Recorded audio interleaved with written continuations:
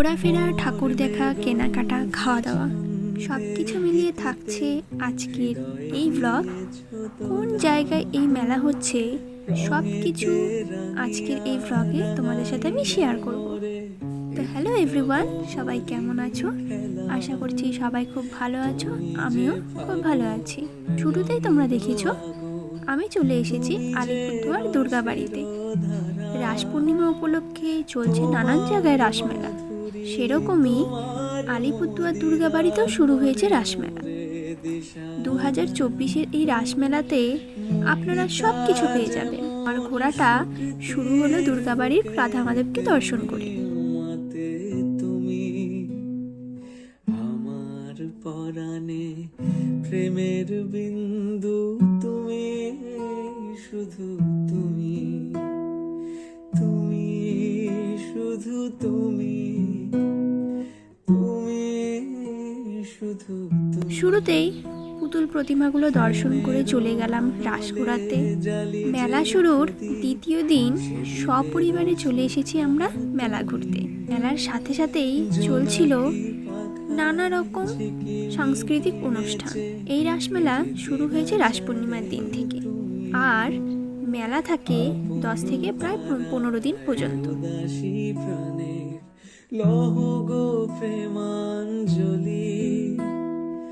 তোমায় রচিয়া ভরেছি আমার বাউল গানের ঝুলি। মুক্তা যেমন শুকতির বুকে, তেমনি মাতে তুমি। আমার পরাণে প্রেমের বিন্দু তুমি, শুধু তুমি। এখন কিন্তু আমি আছি মেলার ভেতরে। চলো চারদিক দিয়ে একবার তোমাদেরকে ঘুরিয়ে দেখাই কোথায় কি আছে।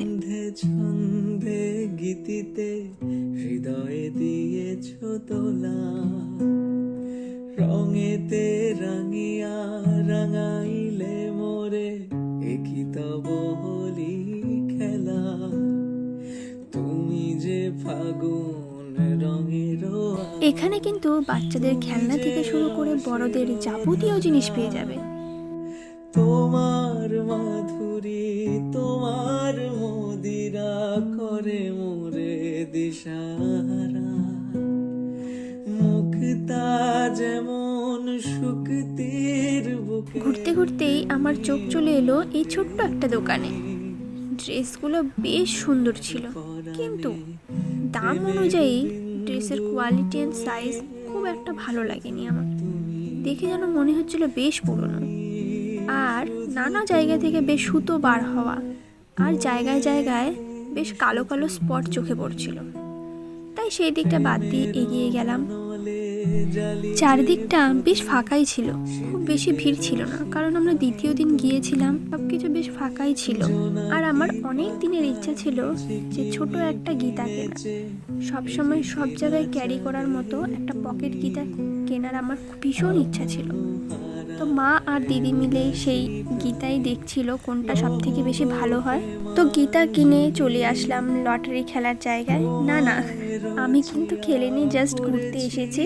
খুব একটা বেশি ভিড় ছিল না, এখানেও বেশ ফাঁকাই ছিল। তো বাইরে এসে খাওয়ার দাওয়ার খেয়ে আমরা আর বেশি দেরি করলাম না, কারণ অনেকটা দেরি হয়ে গেছিল। তো খাওয়া দাওয়া সেরে আমরা রওনা দিলাম বাড়ির উদ্দেশ্যে। তো আমার এই ছোট্ট ব্লগটি তোমাদের কেমন লাগলো? যদি ভালো লেগে থাকে আমাকে অবশ্যই জানিও, আর এই ভিডিওতে একটা লাইক করে দিও। খুব ভালো থেকো, দেখা হবে আবার একটি নতুন ব্লগ ভিডিও নিয়ে। তো আজকের মতো টাটা, বাই। শুধু